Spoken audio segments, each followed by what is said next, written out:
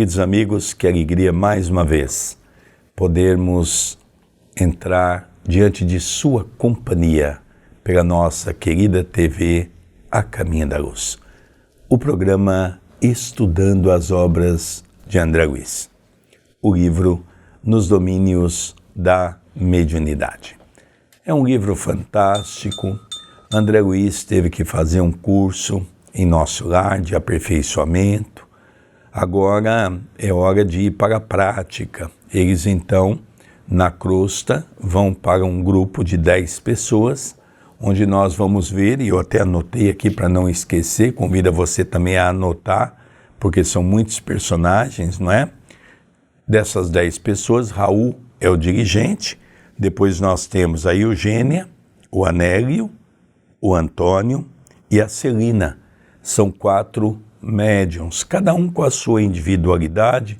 Foi isso que nós vimos no programa anterior. Hoje nós vamos ver o capítulo 4, que também dividido em 2 programas, ante o serviço. Tudo bem com você, André Luiz? Tudo bem, querido Sérgio, que alegria darmos continuidade ao estudo do livro Nos Domínios da Mediunidade.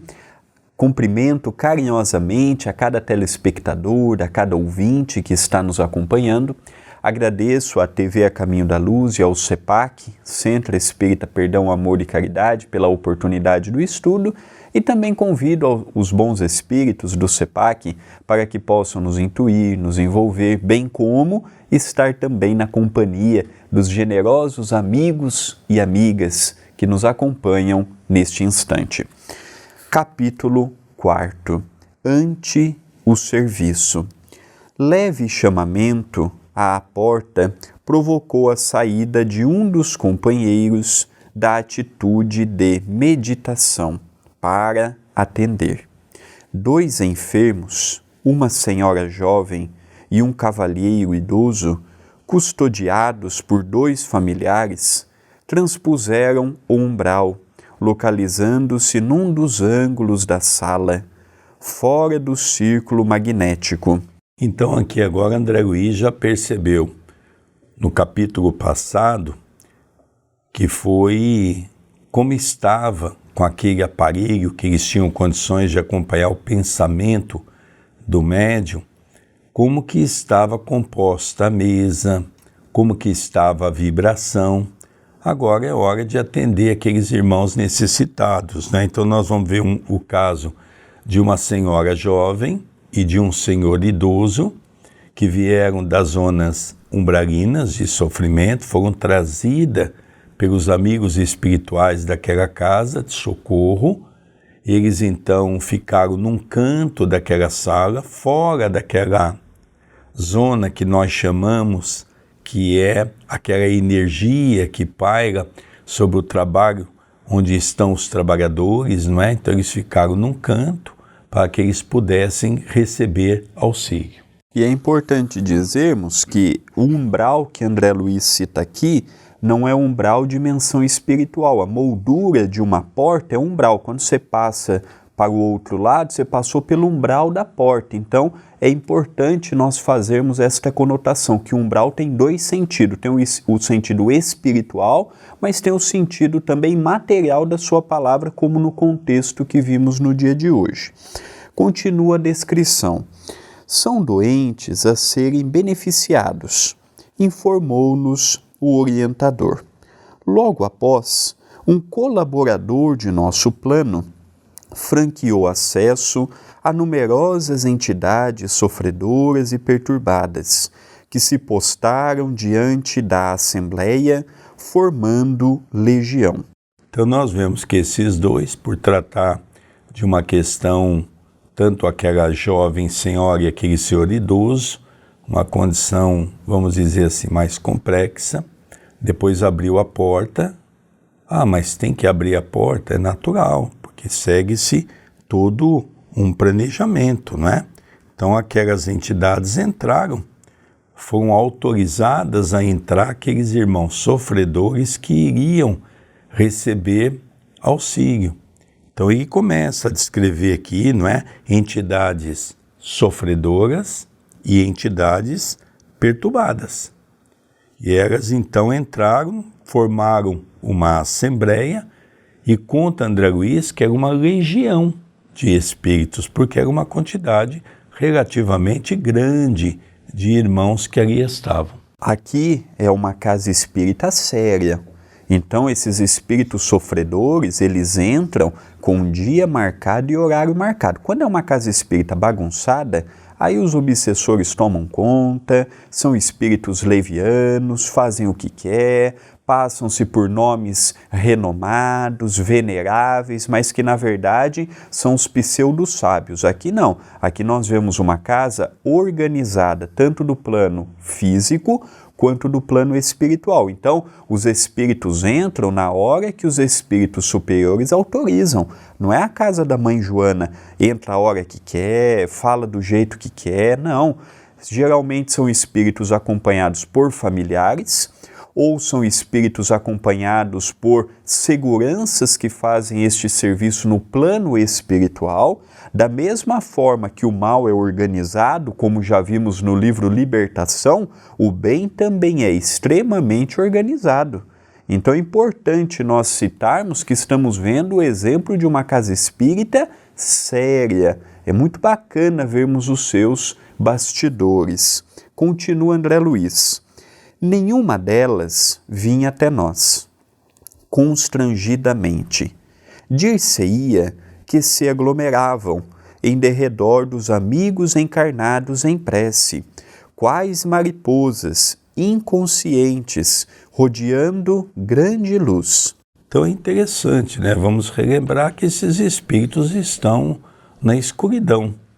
E de repente, quando foi aberto aquele espaço, ali havia uma luz muito intensa e eles entraram à busca daquela luz, à busca daquele auxílio, à busca de uma faísca, de uma luz que pudesse tocar o coração. Nós sabemos, Chico Xavier dizia que cada 4 pessoas que morreram, 3 não sabem. Vivem no mundo espiritual como se estivessem encarnados. Então aqui esses espíritos estavam buscando o quê? Uma réstia de luz que pudesse dar a eles um pouco de paz, de asserenamento, né? Então eles entraram para ver aonde é que eles poderiam ser auxiliados.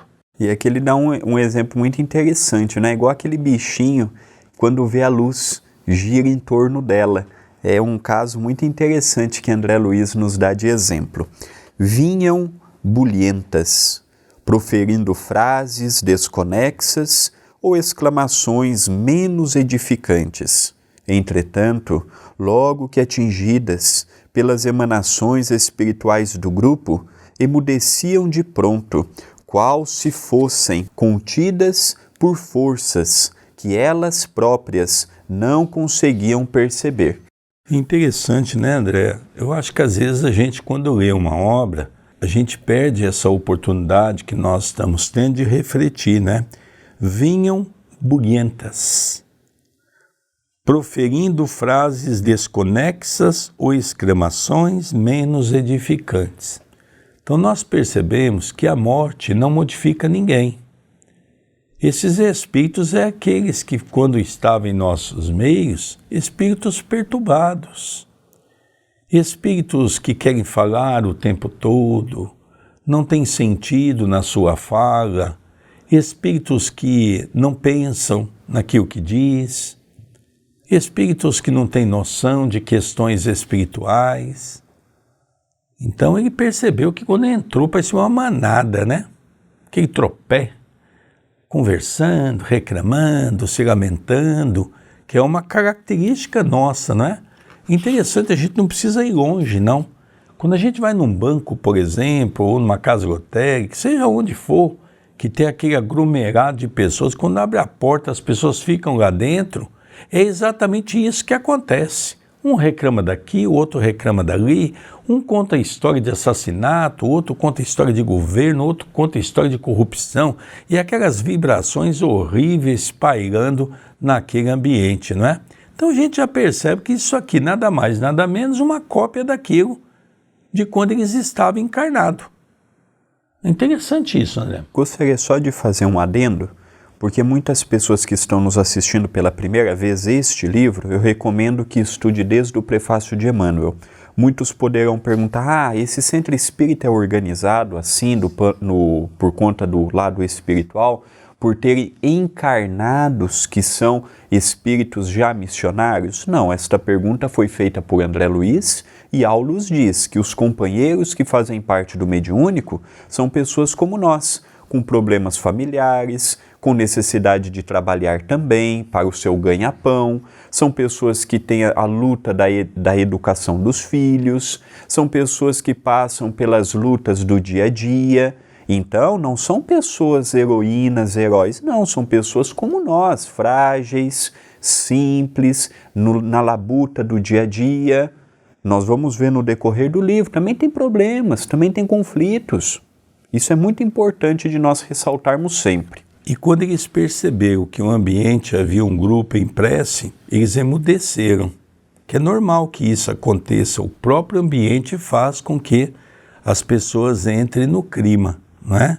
Então eles começaram a perceber que havia alguma coisa diferente. Aí começaram a silenciar. Isso acontecia também com o Chico, né? Diante de Chico Xavier, vou falar isso, vou falar aquilo. Aí as pessoas estavam diante do Chico, ou entravam em pranto ou ficavam mudas pelaquela vibração extraordinária daquele homem. Então, além do ambiente, a pessoa também, estamos falando de um ser extraordinário, diferente de nós, que ainda somos muito terra a terra, mas é de modo peremptório este silêncio que nós vemos, tanto do local quanto diante de uma pessoa de um grau de envergadura espiritual imenso. Continua André Luiz, agora já entrando nas elucidações com Aulus. Atencioso, Aulus notificou, são almas em turvação mental, que acompanham parentes, amigos ou desafetos às reuniões públicas da instituição, e que se desligam deles quando os encarnados se deixam renovar pelas ideias salvadoras, expressas na palavra dos que veiculam o ensinamento doutrinário. Modificado o centro mental daqueles que habitualmente vampirizam, essas entidades veem-se como que despejadas de casa, porquanto alterada a elaboração do pensamento naqueles a quem se afeiçoam, experimentam súbitas reviravoltas nas posições em que falsamente se equilibram. Algumas delas, rebeladas, fogem dos templos de oração como este, detestando-lhes temporariamente os serviços e armando novas perseguições às suas vítimas, que procuram até o reencontro. Contudo, outras, de algum modo, tocadas pelas lições ouvidas, demoram-se no local das predicações, em ansiosa expectativa, famintas de maior esclarecimento.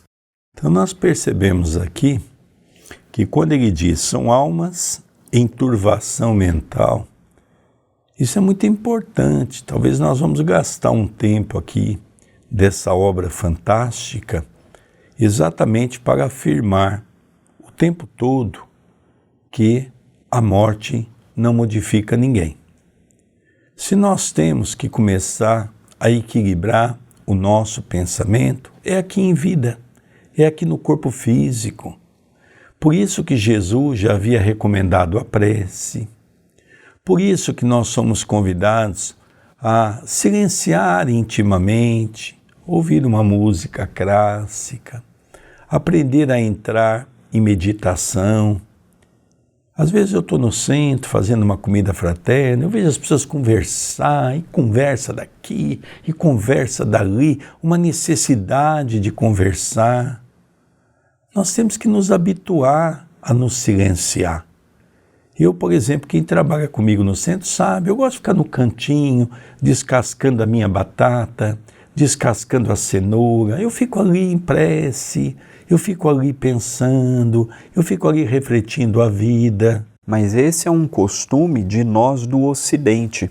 Quando nós vemos os templos espirituais consagrados à espiritualidade no Oriente, por exemplo, templos budistas, nós vemos que já são templos em que as pessoas aprendem a entrar, a ouvir aquela música que está tocando, a interiorizar, a reconectar com o que eles acreditam ser de divino. Isso daí é a maneira. Por exemplo, até pouco tempo atrás nós íamos na igreja católica para ver a roupa que o outro estava usando na missa. Às vezes eu nem prestava atenção na homilia, ia lá para pegar a hóstia, ia lá para confessar meus pecados, ter o perdão e errar mais uma semana para na outra semana eu voltar no confessionário. Então isso é um equívoco que nós trazemos do Ocidente, mas no Oriente já tem esse costume de contemplar o ambiente espiritual. E é por isso, André, que ele coloca aqui uma coisa muito interessante. Modificar o centro mental daqueles que habitualmente vampirizam. Essas entidades vêm-se como despojadas de casa. Então nós agora estamos começando a perceber a gravidade de tudo isso. Quando não temos equilíbrio, nós ficamos à mercê de espíritos vampirizadores que têm técnica muito apurada, por exemplo, do magnetismo, tem uma técnica apurada da hipnose. Então usam nós no dia a dia, quando estamos em desequilíbrio, para sugar as nossas energias, para sugar as nossas forças. Então, se no mundo espiritual as criaturas chegam despreparadas, como nós estamos tentando colocar nas palavras de André Luiz, no mundo espiritual as coisas se complicam, porque lá você vai ter entidades que vão abusar de você ainda mais, pelo seu despreparo. Então nós vemos o quanto é importante esse material que a doutrina espírita nos traz sobre o equilíbrio do pensamento e o quanto as obras de André Luiz têm contribuído para um complemento da obra de Allan Kardec, porque sabemos que Allan Kardec não podia publicar tudo naquela época, como também Chico Xavier não trouxe o resto que faltava.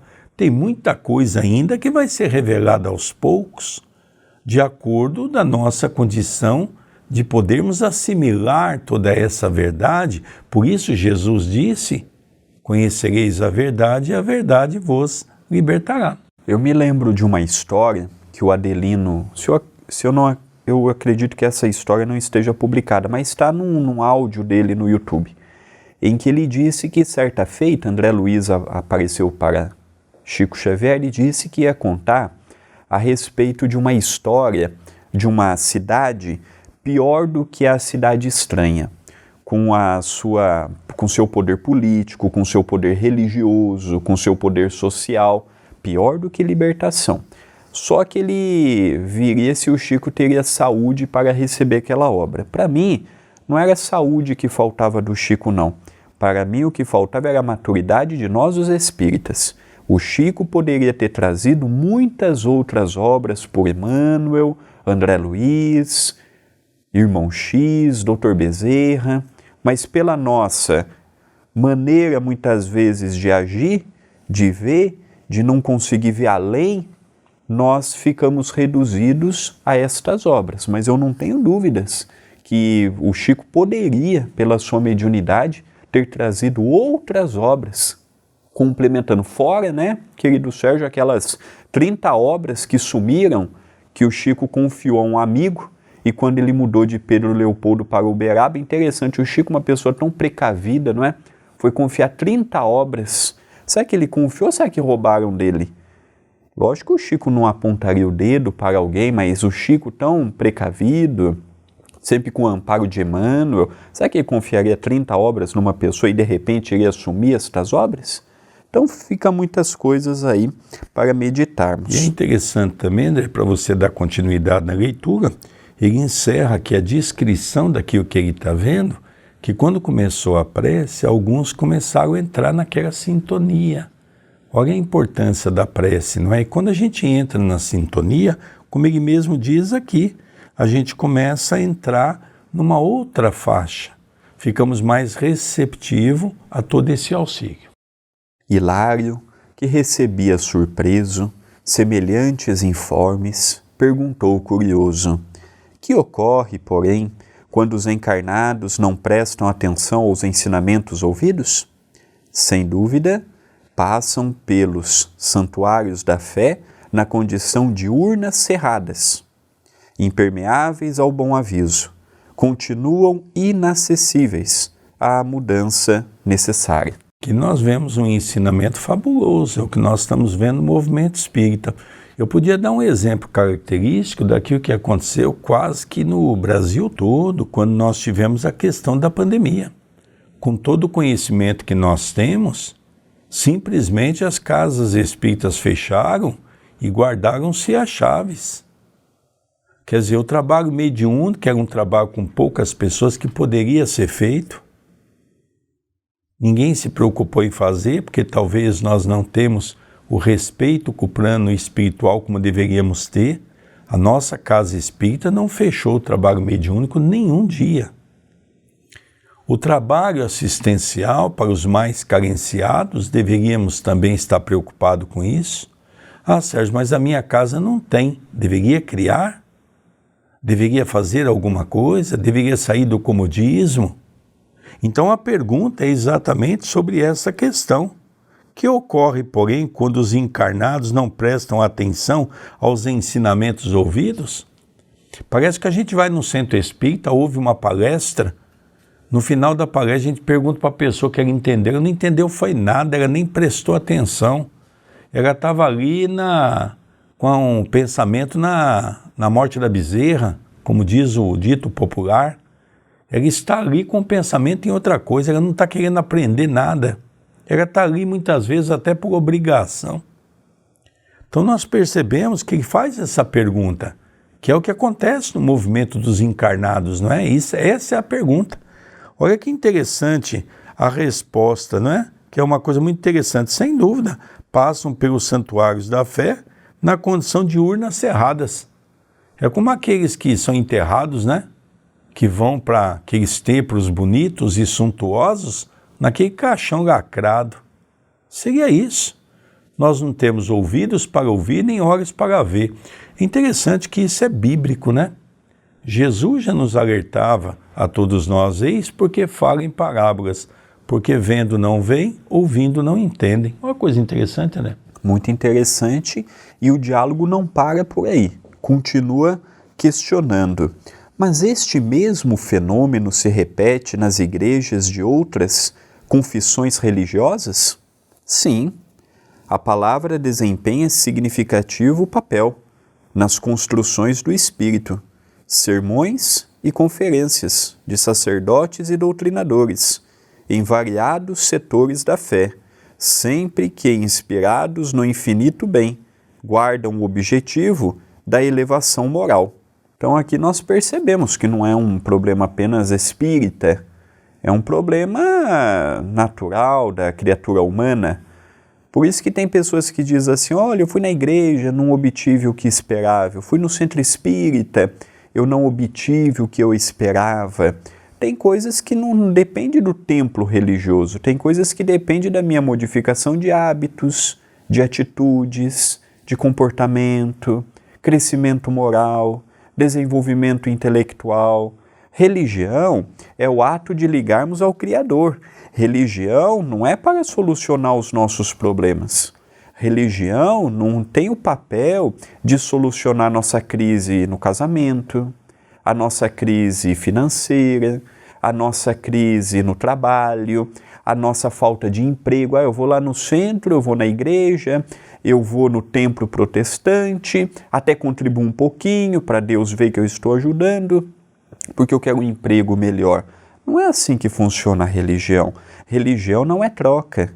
Religião não é barganha. Se os chefes religiosos assim colocam, estão utilizando equivocadamente a máquina religiosa a seu favor, visando o seu capital, visando seus interesses escusos, mas a religião, no sentido antigo da palavra, É o ato de você ir num templo para ouvir, meditar, louvar, agradecer, pedir e ter forças para quando sair para fora, ter coragem para enfrentar a vida. E eu lembro de uma história do Chico, está no livro Chico Xavier na Intimidade, do professor Ramiro Gama.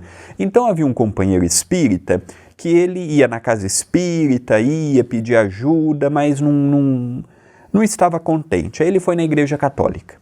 Aí começou a confessar e falava assim, olha, de vez em quando eu vou no centro espírita. O padre disse assim para ele, não, centro espírita não é coisa boa não, você não deve ir no centro espírita não. Não, mas eu só vou no centro espírita de Chico Xavier, lá em Pedro Leopoldo, eu não vou em centro espírita nenhum. Ah, é no centro espírita do Chico? Ah, então lá você pode ir. Então nós vemos que religião é pessoa, é a credibilidade da pessoa, é o que nós fazemos. A Igreja Católica toda ela tem pessoas ruins? Não, tem muitos padres bem intencionados. Todos os irmãos evangélicos só pensam no dinheiro? Não, uma fatia sim, mas todos não. Eu conheço, tive aula com pastores, dando aula de filosofia para mim, que nunca falaram de religião, sabiam que eu era espírita, nunca fizeram uma gracinha na aula, eu e a minha irmã. Eu conheço muita gente, sério, que trabalha de dia e vai pregar o evangelho à noite, não vive à custa da igreja evangélica, não. O nosso problema é generalizar todo mundo. Então a gente tem que saber distinguir. E cabendo a nós, que vamos ao templo, abrir as nossas percepções ao novo e à modificação. Continua a leitura. O assistente meditou um instante e acrescentou, entre os homens, porém, se não é fácil cultivar a vida digna, é muito difícil habilitar-se a criatura à morte libertadora. Comumente, desencarnam-se a alma, sem que se lhe desagarrem os pensamentos. Enovelados em situações, pessoas e coisas da terra. A mente, por isso, continua encarcerada nos interesses quase sempre inferiores do mundo, cristalizada e enfermiça, em paisagens inquietantes, criadas por ela mesma. Daí o valor do culto religioso respeitável, formando ambiente propício à ascensão espiritual, com indiscutíveis vantagens, não só para os espíritos encarnados, que a ele assistem com sinceridade e fervor, mas também para os desencarnados, que aspiram à própria transformação. Todos os santuários, em seus atos públicos, estão repletos de almas necessitadas, que a eles comparecem, sem o veículo denso, sequiosas de reconforto.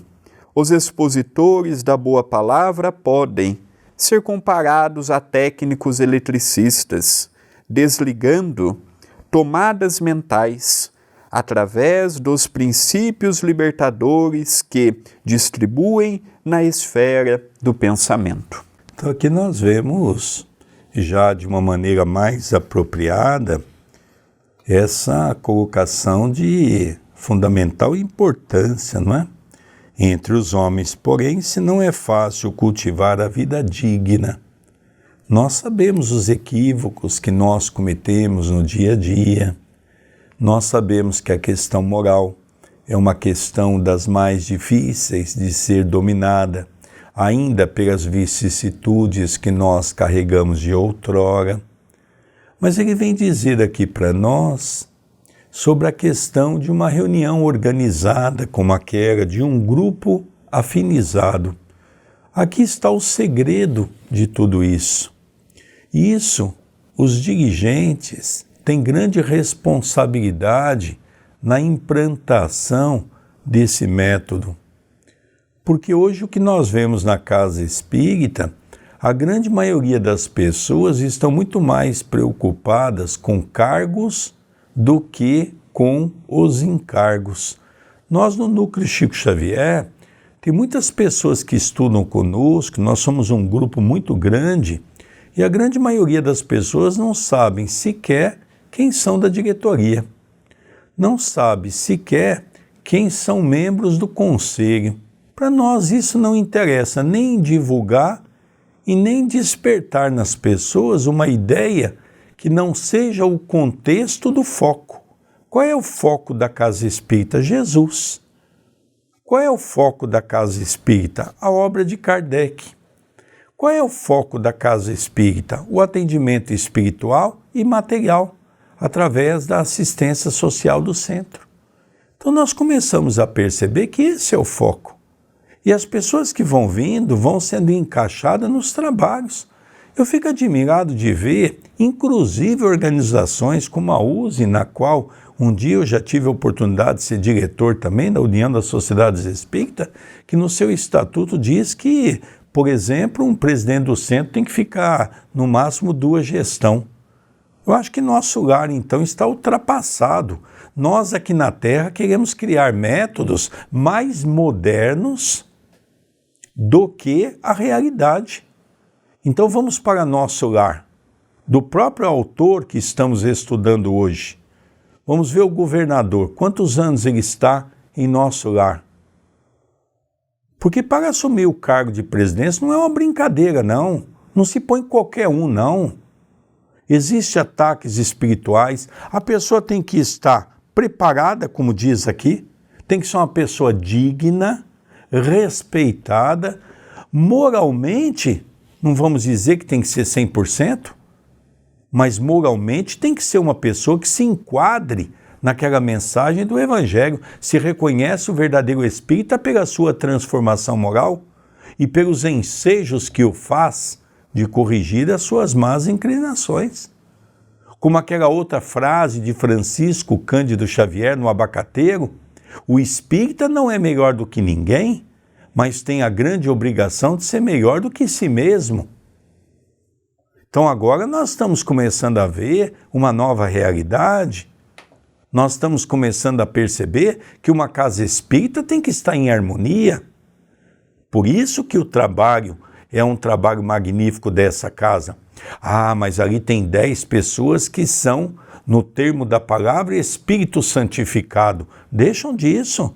Mais para frente nós vamos ver que todos eles têm os seus problemas, as suas dificuldades, os seus vícios a vencer. Mas todos eles estão, naquele momento, focados para a espiritualidade, com responsabilidade. É isso que nós estamos sendo convidados por André Luiz a repensar as nossas atitudes num trabalho espiritual.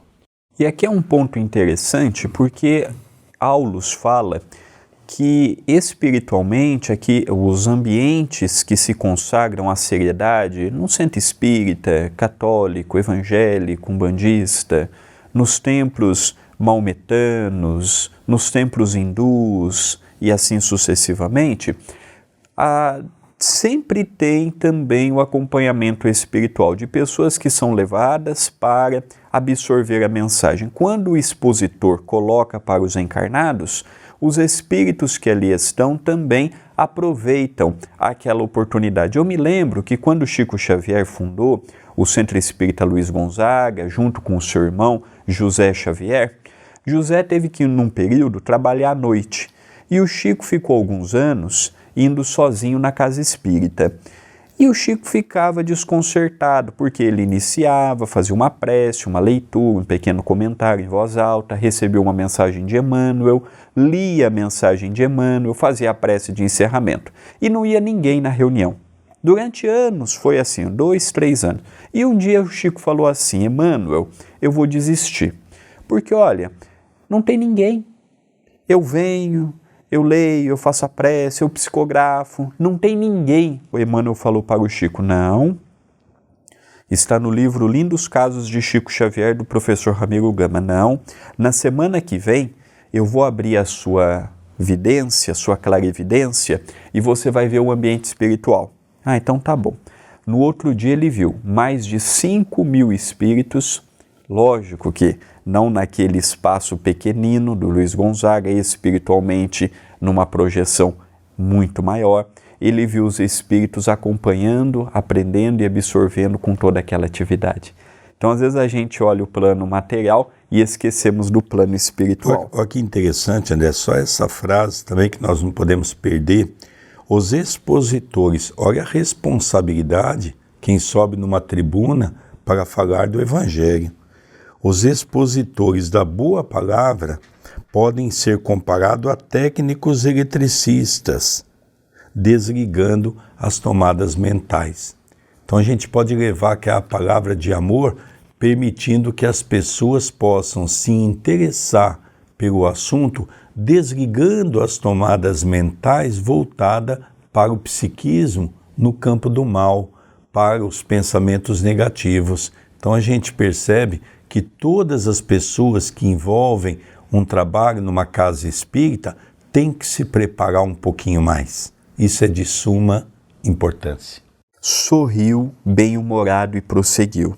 Em razão disso, as entidades vampirizantes operam contra eles, muitas vezes envolvendo-lhes os ouvintes em fluidos entorpecentes, conduzindo esses últimos ao sono provocado, para que se lhes adie a renovação. Por isso aquela história de muita gente que se falava no movimento espírita antigamente, a pessoa diz assim, eu dormi numa sessão pública e eu estava no mundo espiritual trabalhando. Não estava não. Foi os vampirizadores que fez com que você dormisse para que você não ouvisse aquela mensagem. É a mesma coisa, você já dormiu tomando um prato de sopa? Por mais que você esteja cansado, então nós temos que procurar entender as coisas, para a gente não sair falando coisas equivocadas. Eu às vezes oriento as pessoas, Sérgio, mas me dá um sono, fica de pé. Anda, sai um pouquinho, toma uma água, fica com os olhos arregalados, mas se habitue a ouvir, porque não é porque você vai para o mundo espiritual para trabalhar, não. São os vampirizadores que querem que você não ouça essa mensagem. Observando os irmãos retardados, que se abeiravam da mesa num quase semicírculo, tive a ideia de usar o psicoscópio, de modo a examiná-los detidamente, ao que Aulus informou prestimoso. Ele queria usar aquele aparelho que foi usado para com os médios e os trabalhadores, com o plano espiritual, porque os espíritos fizeram um semicírculo em torno da mesa. Vamos ver o que aconteceu? Não será preciso. Bastará uma análise atenta para a colheita de resultados interessantes, de vez que os nossos amigos estampam no próprio corpo perispiritual os sofrimentos de que são portadores. Então aqui nós vemos que não há necessidade. August diz a eles, olha, vamos acompanhar a fisionomia de cada um, a energia que eles estão emitindo. Então nós vamos ter condições de perceber mais ou menos o que emana do pensamento deles.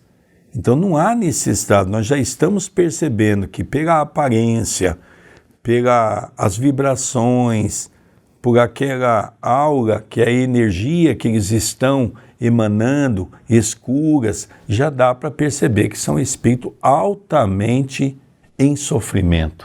Notei que o assistente não desejava alongar a conversação, de certo, preparando-se para colaborar nos trabalhos próximos.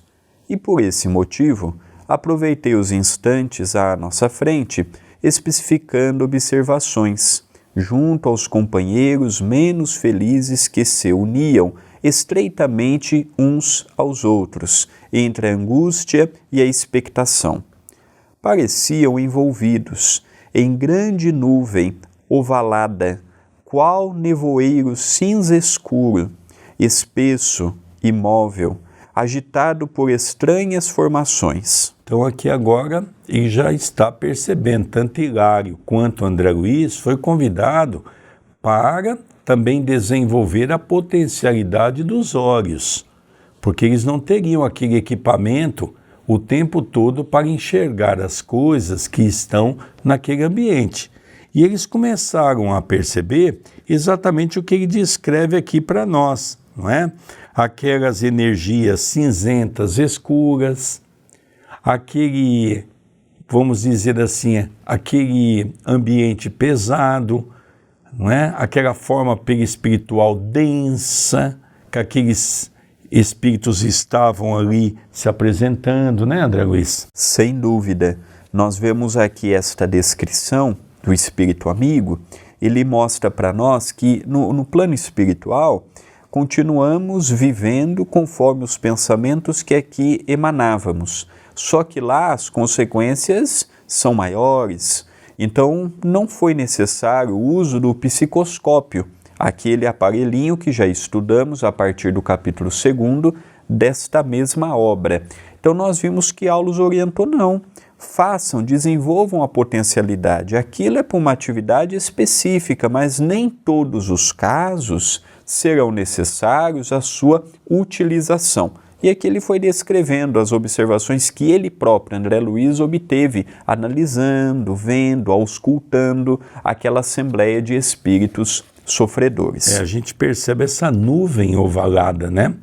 De forma cinza escura. Então ele já percebia que essa nuvem que pairava sobre eles era algo assim muito degradante, muito pesado. Vamos continuar.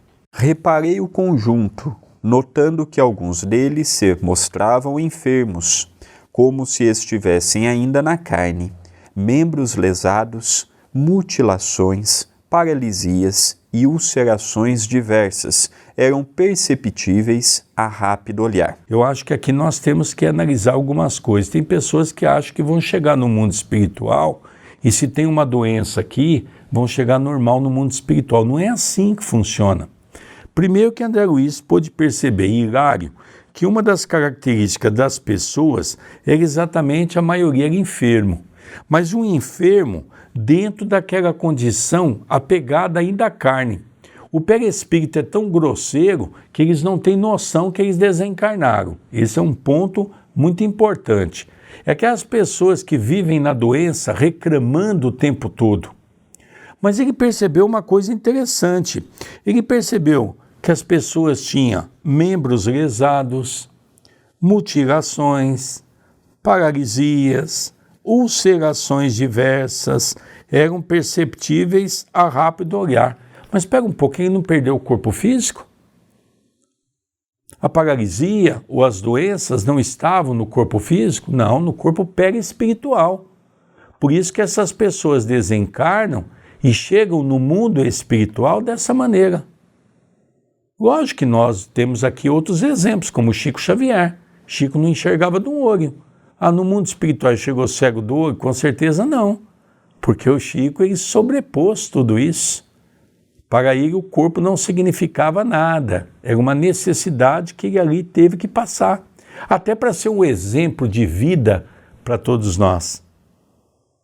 Agora nós não, nós no dia a dia vamos chegar no mundo espiritual com aquelas reclamações que vai fazer com que nós fiquemos ainda aprisionados naquele corpo mental exatamente das doenças.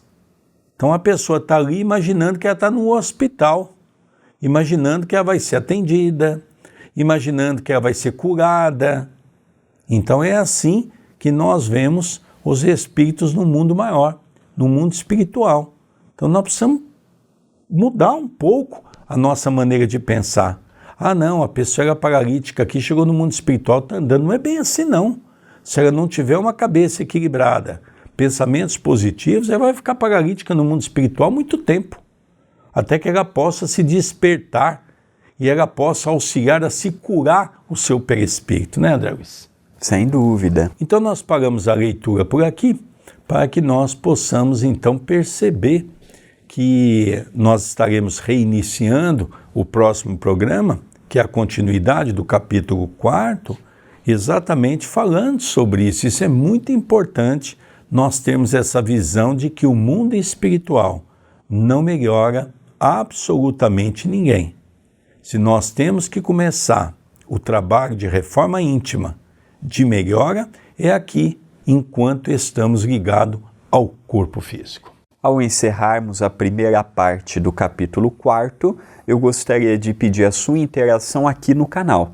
Deixe o seu like, que é o seu joinha, comente no vídeo, não apenas no chat, mas também no vídeo, deixe o seu bom dia, boa tarde, boa noite, a cidade de onde está falando, o seu comentário é muito importante para nós.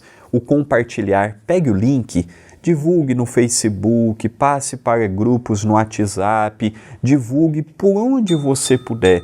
É através do compartilhamento que outras pessoas chegarão a estudar conosco. E ainda no canal, se inscreva nele, habilite as notificações. Lembrando que a TV A Caminho da Luz é um departamento do CEPAC, por isso a sua ajuda ela é muito importante. Você pode entrar em contato comigo e com o nosso querido Sérgio através do WhatsApp 19 997 782794 e também te convido a entrar na loja virtual.